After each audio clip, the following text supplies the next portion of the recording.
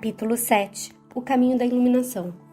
Entrar pelo portão estreito que conduz à vida, esse é o chamado da luz a nós. Há 2000 anos isso foi dito numa sociedade regida pelo massacrante e opressor poder de Roma, numa época em que o medo imperava até mais do que a própria Roma. Quem largaria tudo e entraria pelo portão estreito? Quem pagaria esse preço tão caro para obter a vida? Bem poucos. Na verdade, dos milhares que seguiam aquele que disse isso, apenas 11 aceitaram o preço, além de outras discípulas, incluindo sua própria mãe e Maria Madalena. Mais tarde, Tiago, seu irmão, que se tornou sucessor de sua obra em Jerusalém. Através do empenho desse pequeno grupo, uma grande obra foi feita em toda a região e a mensagem da porta estreita alcançou e mudou a muitos. Claro que, como o machismo imperava naquela época, ainda é forte até hoje, as grandes mulheres que apoiaram Jesus até o fim de sua vida não receberam o devido crédito. Todavia, foram firmes ao escolherem a porta estreita. Numa sociedade cuja ação da Matrix era literalmente cortar as cabeças de quem ousasse contra o sistema, esse grupo permaneceu firme. Claro, pagaram o preço pela escolha que fizeram de peitar o paradigma. Hoje, sabemos que a Matrix, em muitos lugares do mundo, não opera mais de forma tão opressora, levando as coisas a ferro e fogo. Nos dias atuais, o sistema que domina o orbe age de forma mais psicológica. Aqui no Brasil, ninguém vai te matar se falar dos evangelhos, se for um revolucionário quântico, não importe o nome que queira dar ao movimento da luz. Porém, embora tenhamos tal liberdade, quantos fazem isso? 1% de 1%? Duvido. Alguns que dizem fazer querem ser estrelas. Fazem para serem vistos ou ficarem ricos. A minoria é que trabalha de forma sincera, honesta, íntegra, comprometida, tirando do altar o seu sustento, prosperando sim, mas de maneira justa e sem corrupção. Esse é o trabalho justo, que bem poucos fazem. Falando da parte da população que se alimenta dessa obra, quantos são os que realmente estudam, levam a sério, praticam e se transformam? Antes não falavam por medo de morrer. Agora não falam por qual motivo? Pelo medo da morte social. Sim, esse é o problema. Não cortarão seu pescoço caso se transforme num evangelizador do reino de Deus. Mas coisas mudarão em sua vida. Algumas transformações podem não ser confortáveis ao ego.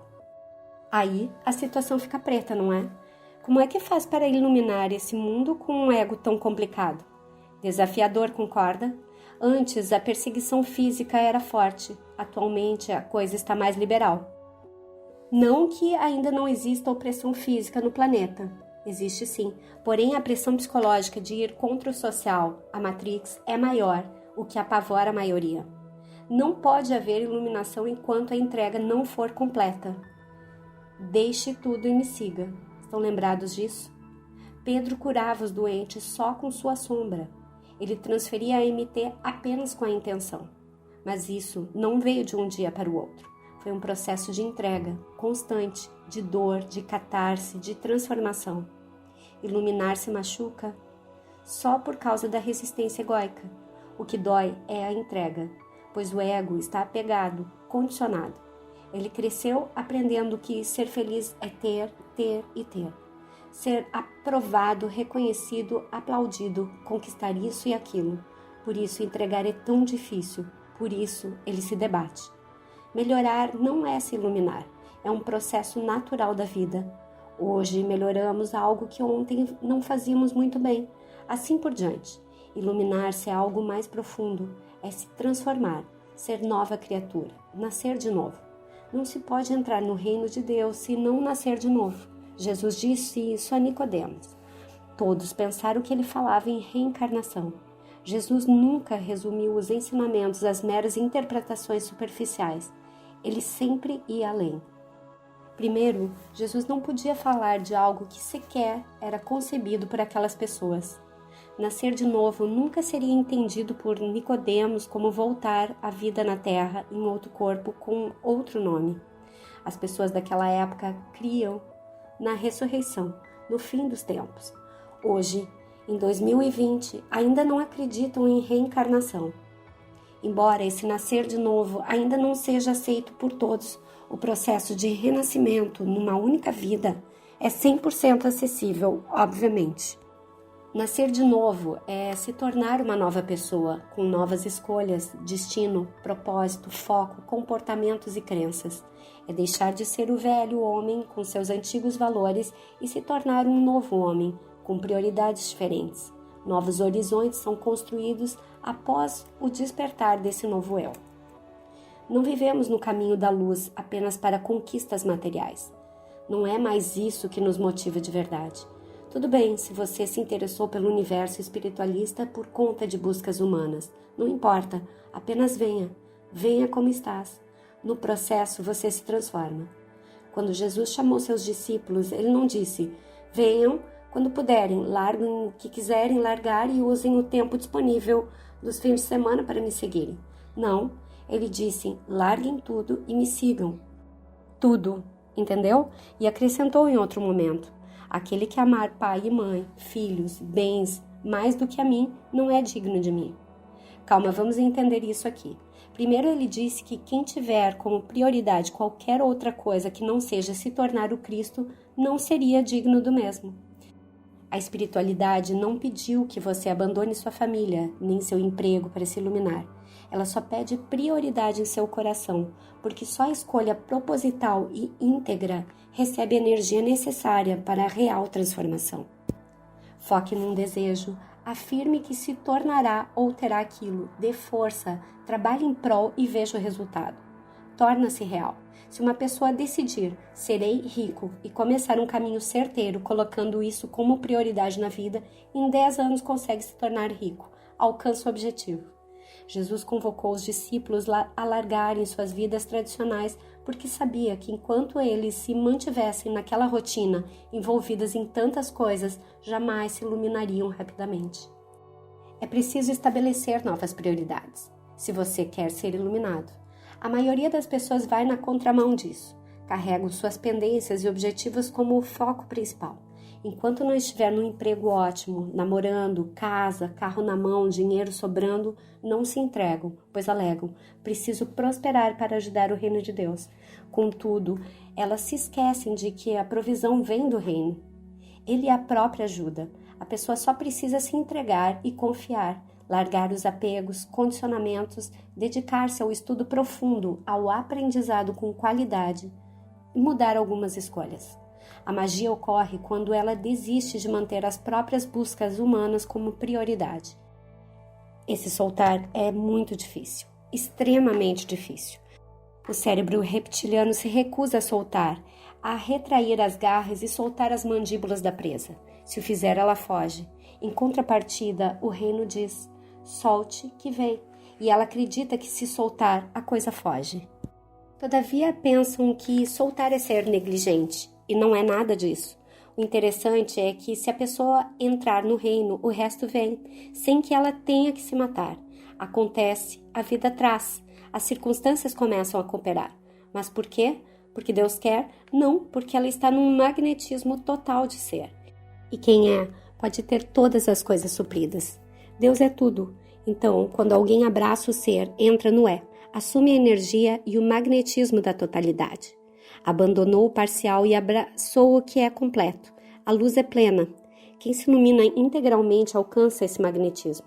Manifesta o que quiser, porém o que muda aí são os sonhos. Quando o velho eu sai de cena, certas motivações não pulsam mais. Tudo muda. Esse é o maior medo do ego inflado, a mudança. Ele quer manipular o poder de Deus para realizar sua vontade. No fundo, sabe que ao se iluminar tudo se transforma. Por isso, ao trabalhar com MT, haverá muita resistência. A energia divina da MT o conduzirá pelo portão estreito. Só há transformação de vida pelo poder do Criador. Não há outro poder no universo. Então, ou vai por meio do poder de Deus, ou fica na carência. Deus só pede amor e nada mais. A prioridade à iluminação é para que a energia flua e você se ilumine rápido. Ao se iluminar, perceberá que todo o sofrimento de antes era desnecessário. Nunca precisou sofrer. Era só desejar, receber e acreditar. soltar o resto e trabalhar. Não precisava daquela novela toda, mas o ego quer segurar tudo com unhas e dentes. Aí fica difícil. Se Jesus deixasse Pedro pescando até que suas fichas caíssem, quando elas cairiam? Nunca ou tarde demais. É preciso intervenção nos projetos do ego para que a luz tenha espaço e oportunidade de atuar. Quando a MT atua no campo, precisa de espaço. Quanto mais a pessoa se compromete, mais rápido flui.